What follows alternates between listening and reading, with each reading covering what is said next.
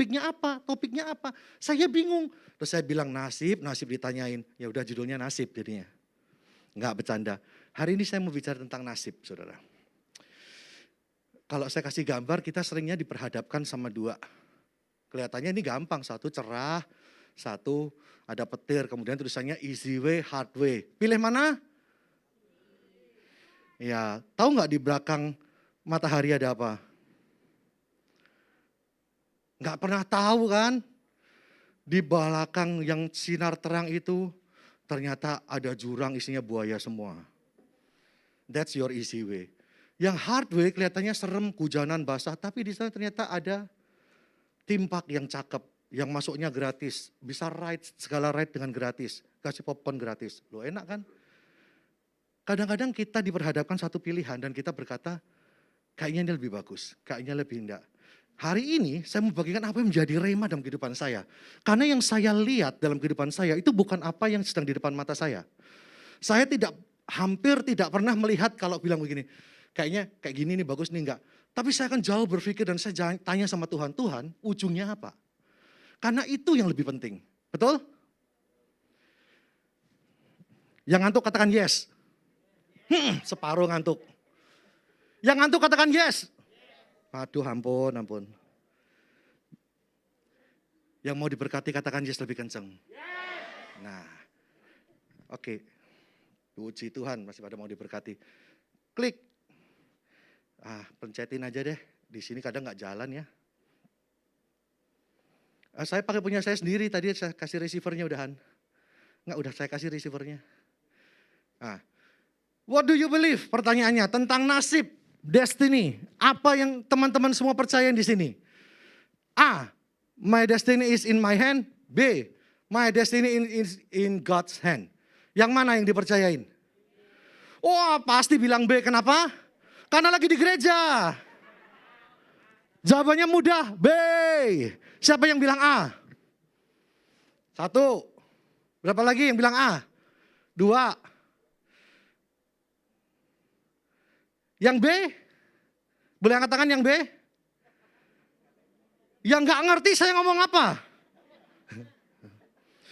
I should speak in English mungkin. Gaya banget, saya cuma sampai di situ doang stop. Mana yang benar sih? Nasib kita di tangan kita atau di tangan Tuhan? Hah? Wah ini kayaknya waktu sekolah pinter-pinter jawabannya. A dan B benar. Your destiny is chosen by God. Your future is certain. Katakan yang future-nya merasa yakin masa depannya bagus, katakan yes. Tapi nyampe di sana atau tidak itu terserah kita. Masa depan kita sudah ditentukan sama Tuhan sebagai masa depan yang baik. Katakan yes. Tetapi nyampe di sana atau tidak tergantung kita. Itu yang saya percaya. Dan hari ini saya mau bagikan itu. Ini ayat yang selalu menjadi rema dalam kehidupan saya. Dan saya kalau khotbah sering banget bagiin ayat ini. Tapi dari berbagai sisi. Kenapa? Karena ini ayatnya mengubahkan. Sewaktu saya seumuran kalian. Belasan tahun. Di sebuah gereja kecil di Magelang. Saya mendengarkan sebuah khotbah. Hamba Tuhannya menceritakan ini. Yeremia 29 ayat 11. Tapi dia gak bahasa Inggris waktu itu, bahasa Indonesia. Aku tahu rancanganku atasmu, kata Tuhan. Yaitu memberikan masa depan yang penuh dengan harapan. Rancangan damai sejahtera bukan rancangan kecelakaan. Waktu saya dengar ayat itu, saya tertegun. Tak. Hari itu ayat itu merema dalam kehidupan saya. Mulai saat itu saya tahu semua yang Tuhan rancangan dalam kehidupan saya. Itu adalah rancangan dan bukan rancangan kecelakaan. Apakah saya gak pernah punya masalah? Punya. Minggu kemarin saya khotbah di Unity. Saya cerita, masalah saya banyak. Bedanya saya punya cara pandang yang berbeda. Kenapa? Karena saya tahu ujungnya. Saya lihat ada petir, ada gelombang di depan saya. Tapi gak masalah, saya tahu ujungnya padang rumput yang hijau. Saya gak ngelihat sekarang padang tandus, tanah gersang yang saya sedang ngalamin. Gak enak, mungkin kakinya terluka, gak peduli. Kenapa? Karena saya tahu suatu saat nanti kalau saya terus berjalan, saya sampai di sana. Itu melandasi cara pikir saya, itu melandasi kehidupan saya. Saya bacakan ayat ini dalam bahasa Inggris, maafkan kalau bahasa Inggris saya agak kejawa-jawaan. For I know the plans I have for you. Yang saya garis bawahi apa? Apa? Declares the Lord. Tuhan mendeklarasikan kepada kalian, kepada saya tahu rancanganku tentang kamu. Saya bukan sedang ngawur, kata Tuhan.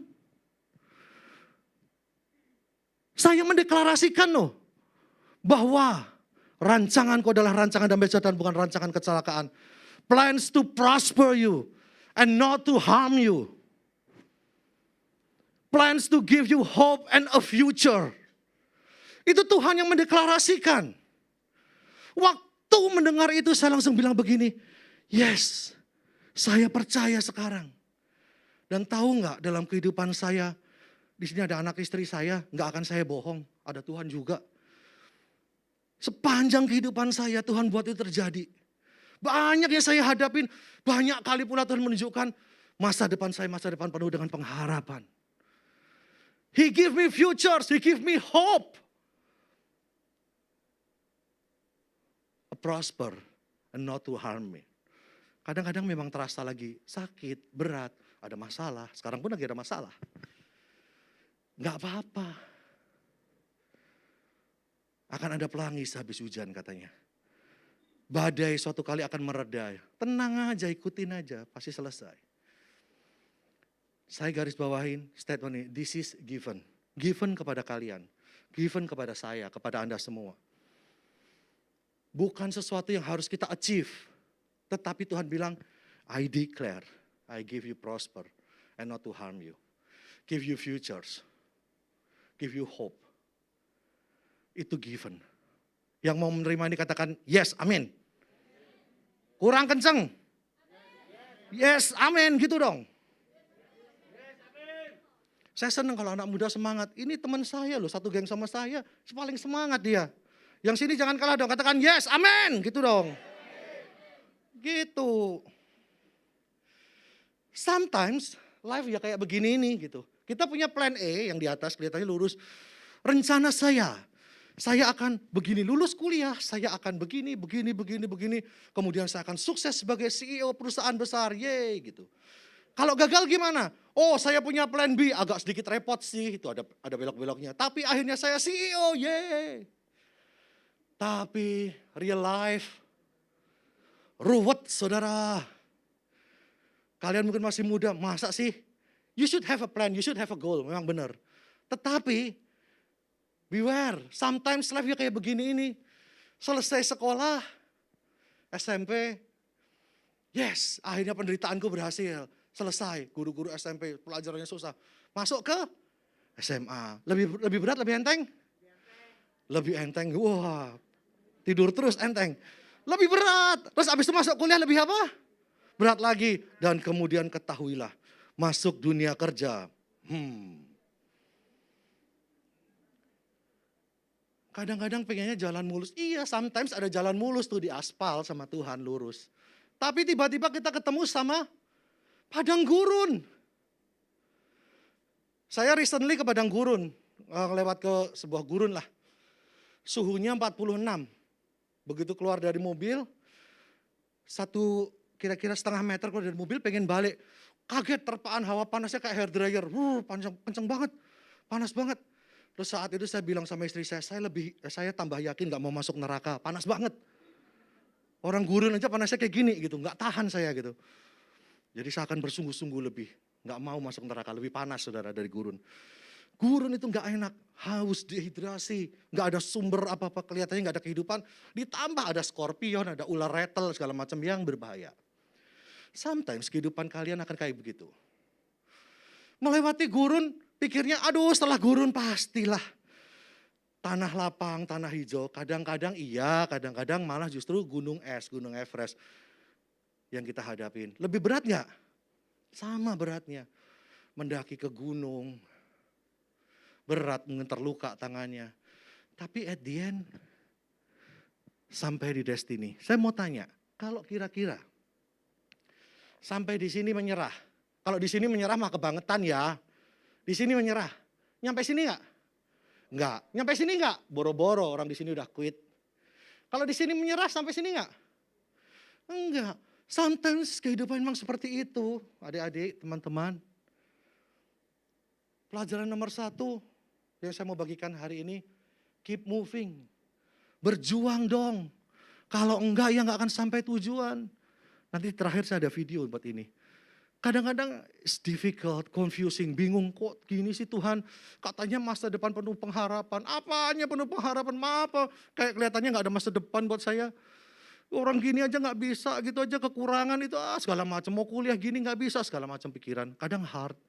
Sudah mencapai, kuliah yang dimau ternyata ada masalah-masalah dari sisi keuangan, dari sisi pelajaran, pertemanan, apapun itu. Dan kadang-kadang kita bilang kapan ya ini berakhir gitu. Nggak ngerti kapan, tetapi justru satu kuncinya yang saya mau bagikan. Lesson number 1, keep moving. Colek kanan kirinya bilang gini, keep moving.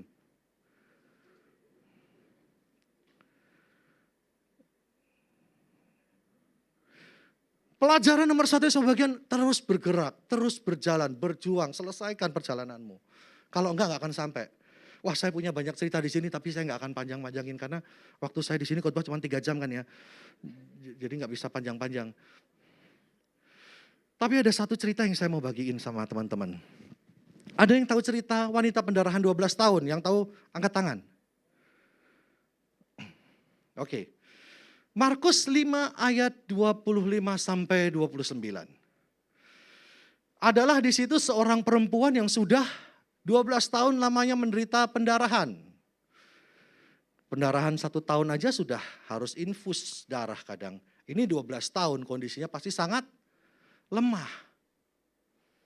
Ia telah berulang-ulang diobati oleh berbagai tabib. Ia berusaha loh diobati.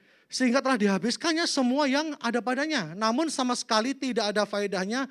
Malah sebaliknya keadaannya makin memburuk. Wanita ini sudah mendengar berita-berita tentang Yesus. Maka di tengah-tengah orang banyak ia mendekati Yesus dan dari belakang ia menjamah jubahnya. Ayat 28 ini penting. Sebab katanya, asal ku jamah saja jubahnya, aku akan sembuh. Seketika itu juga berhentilah pendarahannya dan ia merasa bahwa badannya sudah sembuh dari penyakitnya. Ada seorang wanita yang kondisinya sangat lemah, kalau digambar tuh dia sampai ngesot, gak ada tenaga, pendarahan. 12 tahun bayangin semuanya udah habis. Tiba-tiba dia ketemu Yesus dan dia mendengarkan tentang Yesus, melakukan banyak mujizat dan dia berkata begini, dia punya iman bilang begini, asal ku jamah jubahnya, aku akan sembuh. Masalahnya, Tuhan Yesus sedang datang dan dia populer banget. Hari itu dikelilingin oleh banyak-banyak orang yang selfie sama dia segala macam. Enggak ada, belum ada saya selfie ya. Lebih lama selfie-nya karena gambar. Tuhan diem ya sebentar gambar, enggak lah. Semua orang ada di sekeliling dia termasuk murid-murid dia. Rame. Seorang yang lemah. Yang sudah pendarahan 12 tahun. Untuk bisa mendekati Yesus dan menjamah jubahnya. Perjuangannya luar biasa atau tidak? Luar biasa, seringkali kita hanya berpikir begini, yes, asal ku jamah saja jubahnya sudah turun, Tuhan Yesus tolong bawa jubahmu datang ke saya mau jamah. Seringkali kan begitu. Tetapi wanita ini punya pemikiran yang berbeda. Dia bilang begini, asal ku jamah jubahnya, aku harus sembuh. Maka aku harus berusaha menjamah jubahnya. Dan waktu dia mewujudkan iman itu, terjadi. Ada 2 hal. Yang pertama dia punya iman. Yang kedua dia punya usaha. Waktu Tuhan Yesus ada di sekeliling orang-orang banyak. Berapa banyak yang jamah jubah Tuhan Yesus? Cuman wanita ini atau banyak orang kira-kira? Banyak atau dikit? Banyak. Semuanya sembuh enggak? Bedanya apa sama wanita ini? Karena dia bilang punya iman, asalku jamah jubahnya, aku akan sembuh. Dan dia mewujudkan iman itu.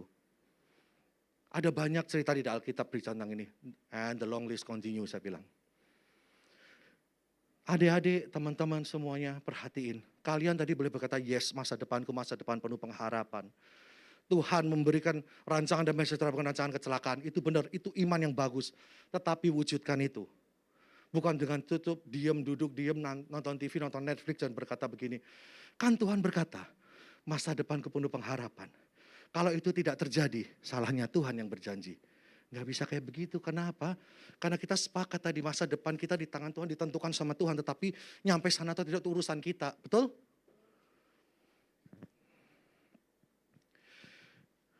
Itu pelajaran pertama tadi. Punya iman dan keep moving. Yang kedua, cerita yang sama kayak tadi. Pelajaran kedua apa sih?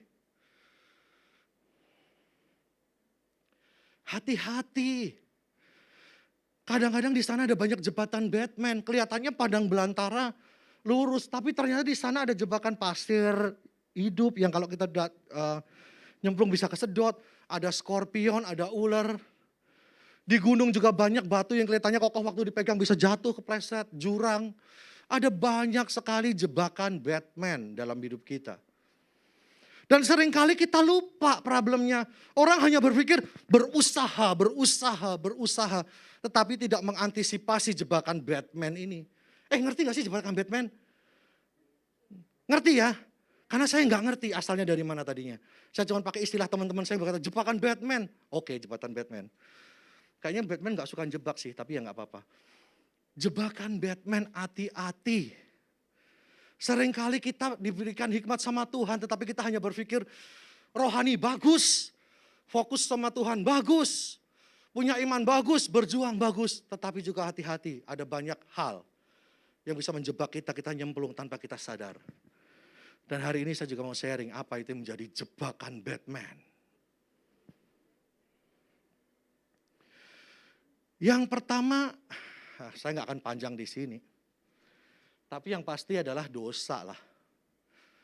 Kalau ibarat orang berenang, bawahnya itu kayak 20 kilo gitu besi, dirantai di kaki. Boro-boro bisa berenang sampai ke ujung. Nggak tenggelam aja udah bagus. Dosa seringkali seperti itu. Definisi dosa adalah ketidaktaatan manusia kepada Tuhan. Berapa banyak manusia di tempat ini? Saya sendiri rupanya. Ayo manusia angkat tangan. Nah bilang begini, ketidaktaatan saya sama Tuhan, itu dosa.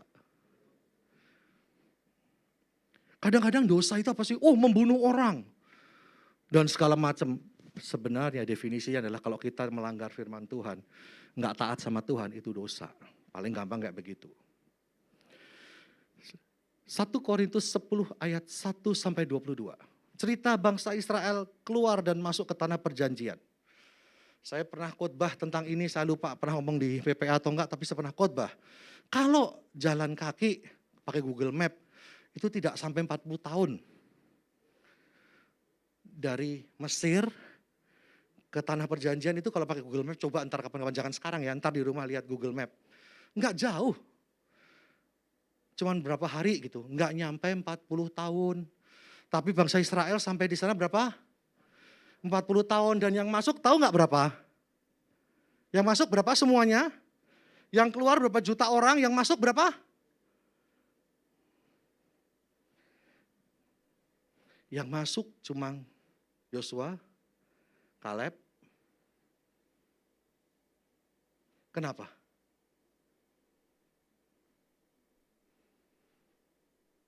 Karena ini yang mau saya ceritakan. Kenapa mereka sudah susah payah di padang gurun, nggak masuk tanah perjanjian. Mengapa kalian anak-anak muda yang sudah dengar masa depanmu penuh dengan pengharapan, nggak nyampe ke janji Tuhan yang sana? Itu ada relasinya, ada hubungannya. Saya bacakan. Ini salah satu cuplikan ayatnya. Tetapi sesungguh pun demikian Allah tidak berkenan kepada bagian yang terbesar dari mereka karena mereka ditewaskan di padang gurun. Rupanya nggak masuk, kenapa? Karena mati semua di padang gurun. Semuanya ini telah terjadi sebagai contoh bagi kita untuk apa? Memperingatkan kita. Siapa kita? Saya dan kalian. Supaya jangan kita menginginkan hal-hal yang jahat seperti apa yang telah mereka perbuat. Jadi tertarik, apa sih yang jahat? Ayat yang ke-7. Supaya jangan kita menjadi penyembah berhala. Menyembah patung. Tapi definisi yang lebih tepat sekarang adalah mengutamakan yang lain di atas Tuhan. Mengutamakan pacar di atas Tuhan. Penyembah berhala pacar. Mengutamakan yang lain di atas Tuhan, itu kita sedang menjadi penyembah, bukan penyembah Tuhan. Segala sesuatu yang lebih utama dari Tuhan, itulah berhala kita. Cek.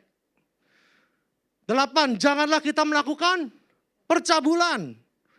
Oh enggak lah, saya enggak punya teman selain jenis, sesama jenis juga banyak sekarang percabulan. Oh enggak, saya sendiri orangnya. Percabulan itu bisa lewat pikiran. Video porno, gambar-gambar enggak benar. Kalau gambar jorok, boleh enggak? Kalau joroknya tentang WC yang jorok, tolong dibersihin, enggak apa-apa. Tapi kalian tahu maksud saya gambar jorok kan? Percabulan membuat tidak bisa masuk ke tanah perjanjian. Jangan mencobai Tuhan. Tuhan, kalau engkau Tuhan, nyatakan sekarang Tuhan. Nilaiku 100 Tuhan, padahal aku gak belajar. Mencobai kau gak belajar. Ubah hati guruku Tuhan, supaya waktu dia menulis 10, tiba-tiba tergerak untuk menambahkan 01 di belakangnya. Saya berdoa dan berpuasa. Rohani banget, mencobai. Dan jangan bersungut-sungut. Siapa di sini yang suka bersungut-sungut? Enggak ada, saya lihat di balik masker semua senyum. Saya enggak. Saya enggak pernah bersungut-sungut. Lapar aja saya cuma senyum, lapar.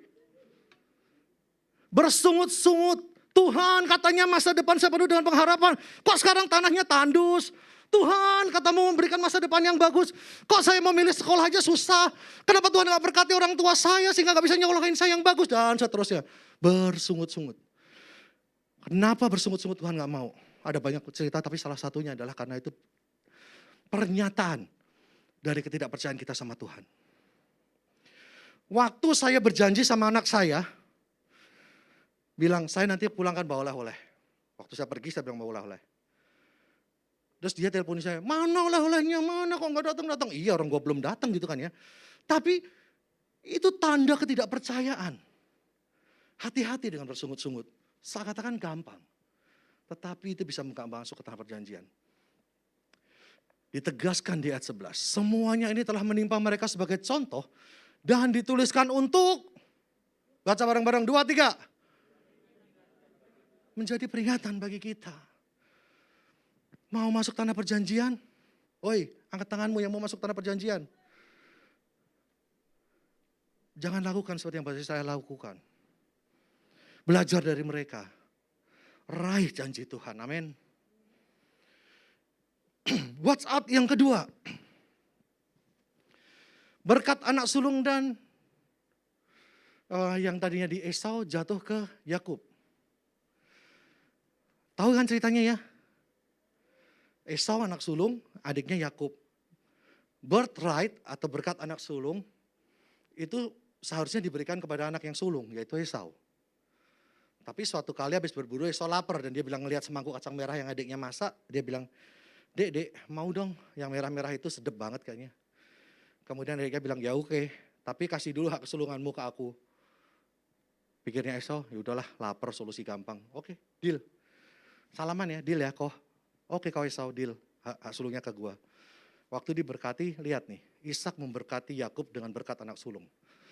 Allah akan memberikan kepadamu, yaitu si Yakub ya, embun yang dari langit dan tanah-tanah gemuk di bumi dan gandum serta anggur berlimpah-limpah. Bangsa-bangsa akan takluk kepadamu dan suku-suku bangsa akan sujud kepadamu. Jadilah Tuhan atas saudara-saudaramu dan anak-anak bubumu akan sujud kepadamu. Siapa yang mengutuk engkau terkutuklah ia dan siapa yang berkati engkau diberkatilah ia. Luar biasa gak berkatnya? Mantap. Esau datang, papa berkati aku. Loh, sudah habis berkatnya, udah tak kasih ke anak sulung. Loh, kan ini aku anak sulungmu. Loh, udah kadung, kan tadi udah dijual hak sulungnya. Ya udahlah berkatin aku dengan apa yang ada. Dan ini yang dia terima. Sesungguhnya tempat kediamanmu akan jauh dari tanah-tanah gemuk di bumi dan jauh dari embun dari langit di atas. Engkau akan hidup dari pedangmu dan engkau akan menjadi hamba adikmu. Tetapi akan terjadi kelak apabila engkau bersungguh-sungguh maka engkau akan melemparkan kuk itu dari tengkukmu. Perbedaan drastis. Saya tidak sedang meng-highlight, tidak sedang menggarisbawahi tentang hak anak sulung. Kita semua hak anak sulung yang berhak mewarisi janji Allah. Roma, ada banyak di kitab suci menyatakan bahwa kita adalah, Galatia juga menulis kita adalah anak-anak dan kita adalah ahli waris. Tetapi yang saya mau highlight, watch out, semangkuk kacang merah. Semangkuk kacang merah, dosa enggak kelihatannya?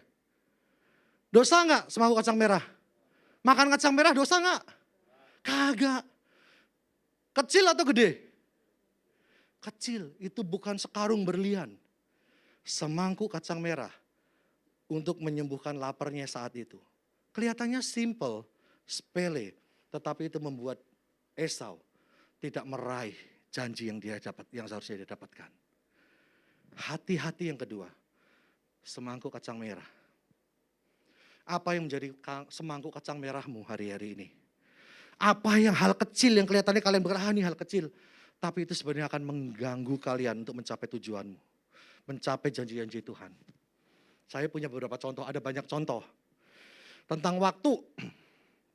Semangkuk kacang merah ini sepele, kayaknya bukan berupa dosa, tapi menjadi penghambat. Yang kiri, itu ceritanya kira-kira tentang ngomong apa? Yang ini sedang ngomong apa nih kira-kira? Hah? Hah? Yang kenceng dong. Yang bangun katakan yes. Tengok kirimu kananmu, kalau merem tepok dia. Ini bicara tentang apa? Buang-buang waktu. Waktunya terbuang dengan cepat. Ini kayak begini bukan karena Thanos. Tapi ini karena membuang-buang waktu. Main apa? Gadget. Belajar. Entar main gadget dulu 5 menit. Tiba-tiba matahari sudah terbenam. Tiba-tiba ayam berkokok. Tiba-tiba sudah umur 35. Wasting time. Kalau Alkitab ada tema lain buat khotbah saya. Alkitab berkata tahun ini tahun-tahun pencepatan. Di Alkitab berkata akhir zaman. Itu terjadi percepatan. Berapa banyak yang merasa kerasan kemarin habis minggu, sekarang minggu lagi ya. Berapa banyak yang bilang begitu? Saya merasakan itu percepatan. Tapi itu topik lain. Ini, main apa? Game. Oh Xbox, berarti PS gak apa-apa. Yes. Sama lah maksudnya kalau saya Nintendo segala macam banyak. Main. IG boleh nggak? Boleh. Saya waktu pasang gambar ini anak saya yang kecil bilang begini, Pi, emang TikTok berdosa katanya. Saya bilang kagak gitu. Tetapi watch out. Boleh nggak main TikTok? Boleh. Boleh nggak main IG? Boleh. But do not waste your time. Your life itu gak bisa di pause. Kecuali kalian bilang saya pause, kemudian saya main IG, kemudian continue. Gak bisa. Waktu akan terus berjalan. The more you waste your time, kalian akan membayarnya di future. Yang kalian buang saat ini, itu adalah utang waktu yang harus kalian bayar di masa depan. Contoh, belajar, ulangan kurang 1 minggu. Menunda-nunda, buang waktu, enggak belajar. Kurang 1 hari, belajar juga enggak? Kalau enggak juga, tahun depan ngulang pelajarannya kalau yang kuliah. Itu wasting time. Kalian harus membayar utangnya. Ngerti ya? Saya gak akan panjang-panjang di sini. Kalau saya panjang di sini, saya sedang wasting time kalian juga. Tapi kalian get the idea. Katakan ke kanan kirinya, bilang begini, jangan buang waktu lagi. Ayo sebelum ngomong kanan kirinya, saya gak akan continue loh. Jangan buang waktu lagi. Ini apa sih? Sama. Procrastination, apa ya? Kok jadi lupa bahasanya. Menunda-nunda. Harusnya bisa dikerjain, gak dikerjain. Akhirnya juga harus dikerjain. And the long list continue. Saya mau bicara ini tentang 1000 lagi bisa. Tetapi kalian tahulah. Apa yang menjadi semangkuk kacang merah kalian hari-hari ini. Sesuatu yang kelihatannya gak dosa. Tetapi menjadi penghambat. Nah, Ingin mencapai janji Tuhan? Yang pertama, pelajaran pertama adalah punya iman dan bertindak. Saya tadi kasih contoh dari wanita yang pendarahan ya. Karena iman tanpa perbuatan dalam hati. Saya boleh beriman masa depan saya penuh dengan pengharapan. Tapi kalau saya tidak berusaha buat itu, it's nothing, man. Kalau kalian ke rumah saya punya library di dekat tangga itu. Saya dulu kerja di komputer. Ada buku-buku tulis gini komputer semua.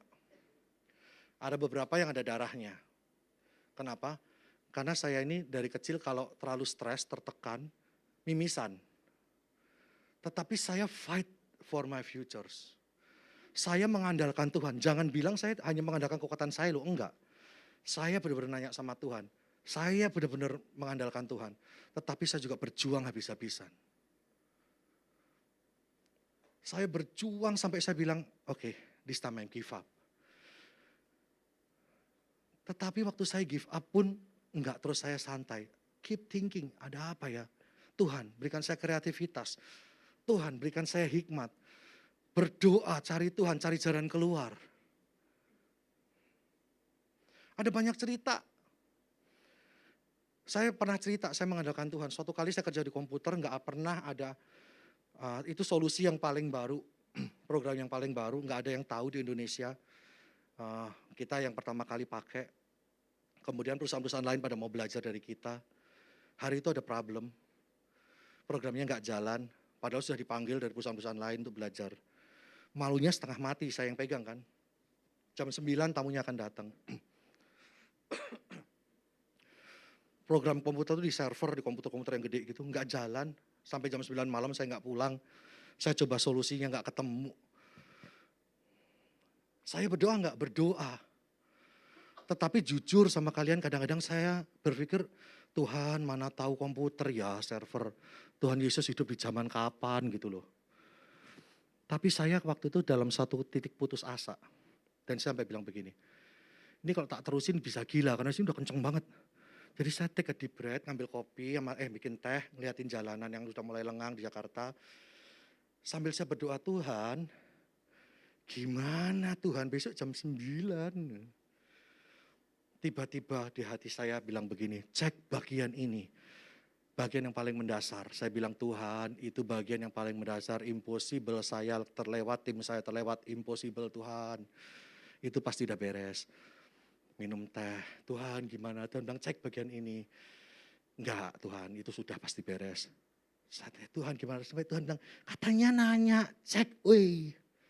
Saya tinggalin teh saya masuk ke ruangan server. Saya kutak-atik cek bagian tersebut dan tiba-tiba teman saya berteriak, yes, udah jalan katanya. Terus saya keluar dari ruangan ditepokin tangan, dia bilang, kamu pinter, you know siapa yang pinter? Tuhan Yesus. Kadang-kadang kalian berpikir Tuhan Yesus gak ngerti pelajaran zaman sekarang. Salah. Mungkin dia gak pernah sekolah pelajaran kayak gitu, tetapi dia bisa memberikan kamu hikmat atas apa yang pernah kamu pelajari, mengingatkan apa yang pernah kamu pelajari sehingga tidak terlupa, sehingga kalian menjadi pemenang. Amin. Itu kisah nyata saya. Punya iman, minta tuntunan Tuhan, tetapi juga bertindak, belajar, berusaha. Iman tanpa perbuatan mati. Kebanyakan di antara kita ini berkata kita punya iman tentang masa depan kita, tapi kita dikit sekali berusaha, gampang menyerah. Padang gurun baru satu jari, panas jempol saya kepanasan, belum lu nyelup semuanya. Fight. Karena di depannya Tuhan berikan masa depannya penuh dengan pengharapan. Karena sepanjang kamu menjalani hari-harimu di padang gurun itu, Tuhan ada bareng sama kamu. Sewaktu kamu kesusahan naik ke gunung, Tuhan ada bersama kamu. Kalau kamu sedang lemah, dia justru angkat kamu. Fight. Ada Tuhan yang nemenin kamu. Yang kedua, watch out. Dosa. Hari ini kalau Tuhan ingatkan dosa-dosa yang kalian lakukan. Ask for forgiveness, minta pengampunan, bertobat. Berkomitmen tidak melakukan lagi. Kalau saya lemah, gimana suatu kalian saya melakukan lagi? Asal kalian berkomitmen. Asal kalian punya pikiran bahwa kalian tidak akan melakukan. Kadang-kadang manusia lemah. Tetapi kalian harus berusaha bertahan. Berdoa minta pengampunan, bertahan dari itu. Pikul salibmu, Dosa apa? Oh, udah kebiasaan nonton pornografi, pikul salibmu. Berat. Itu salib yang kalian harus pikul untuk mencapai masa depanmu. Watch out yang kedua, semangkuk kacang merah. Avoid. No more wasting time. You will not reach your destinations kalau keep wasting time. I'm talking to you like I'm talking to my kids ya. Ada anakku di sini. Sama aku ngomong sama kalian. Stop buang waktu. Bikin reminder. Make a commitment untuk berubah. Ada satu video yang saya mau share sama teman-teman sebelum saya akhiri. Ada audionya.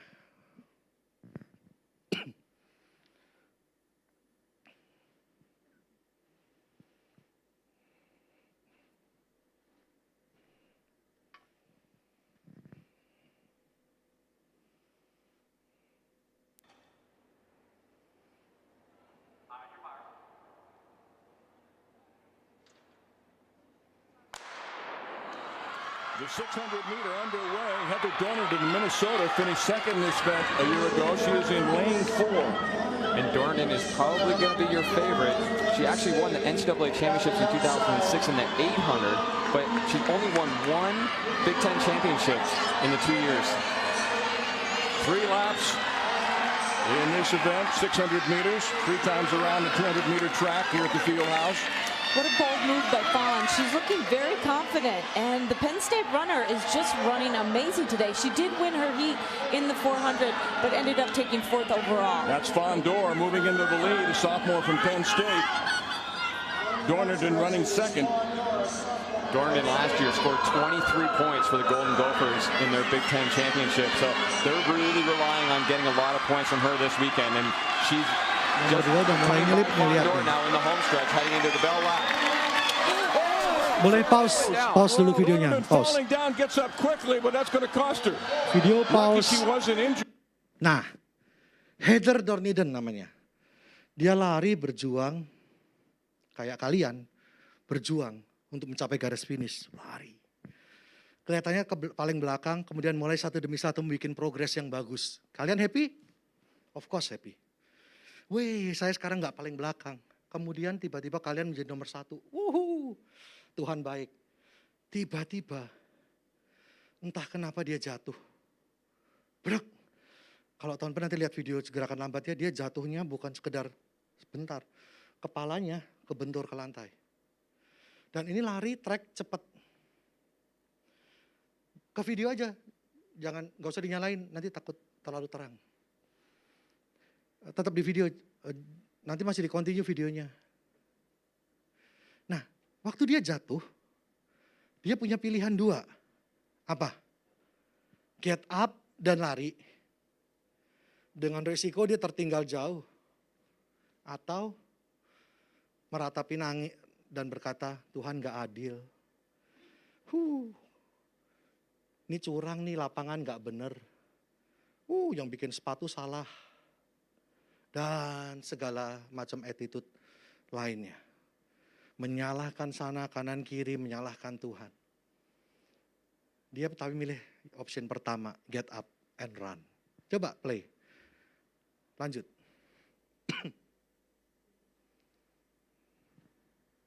Just coming by Fawn Dorr now in the home stretch, heading into the bell lap.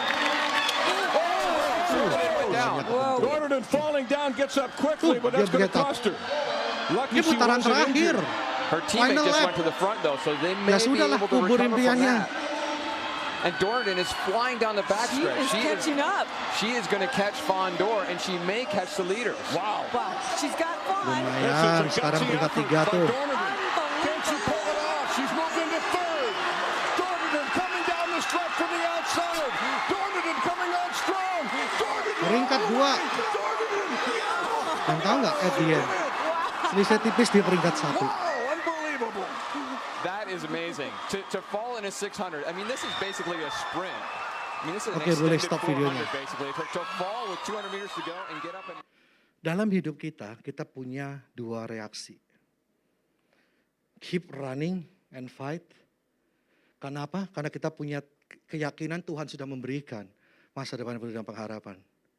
Atau just squander it dan bilang, it's not my fault. It's someone else's fault. It's God's fault. Hari ini kembali ke kalian, mau mencapai masa depan kalian yang penuh dengan pengharapan. Semua di tangan kalian. You need to fight for it. Tapi juga in the same time andalkan Tuhan. Oke, yuk saya panggil pemusik. Kita tundukkan kepala kita.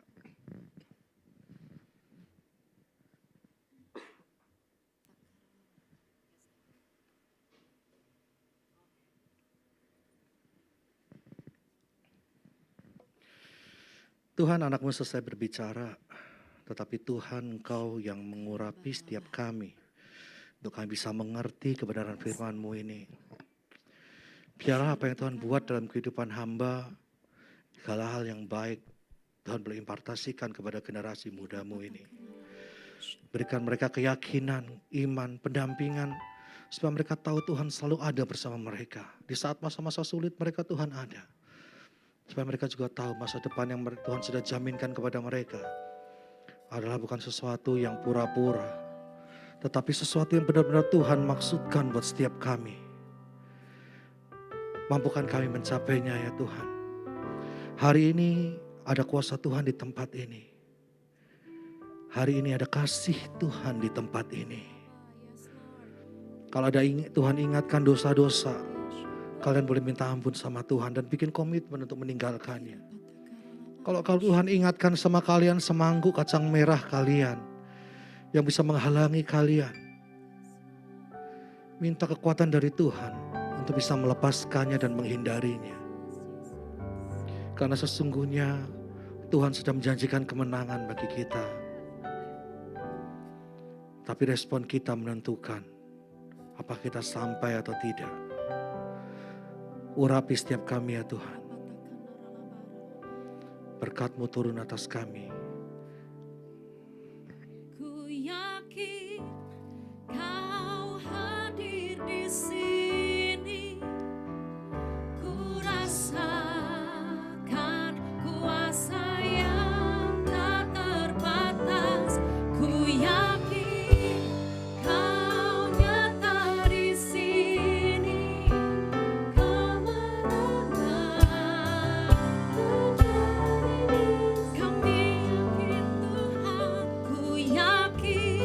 Kami yakin Tuhan hadir di sini. Kami merasakan kasih yang tidak terbatas itu.